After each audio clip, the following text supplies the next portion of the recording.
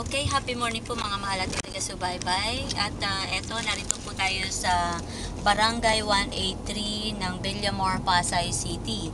So, part 2 po ito ng ating gawaing sagip gutom. Yan, so nawala tayo.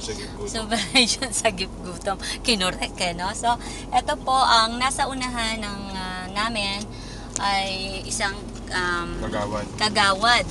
Si Kagawad Arthur Sinyosa at patungo po kami sa isang depressed area. So, may mga dala rin po silang relief goods. So, mamaya po may interview natin kung ano pa po ang mga tulong na naisagawa nila dito mismo sa Villamor Air Base. So, wala naman ng tubig.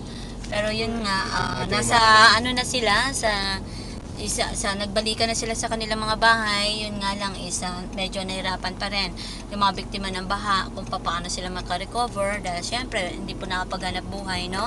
At kailangan pa rin nila ng tulong. So yun lamang po, antabayanan nyo lamang maya-maya lang, mga ilang minuto ang susunod pang mga detalye.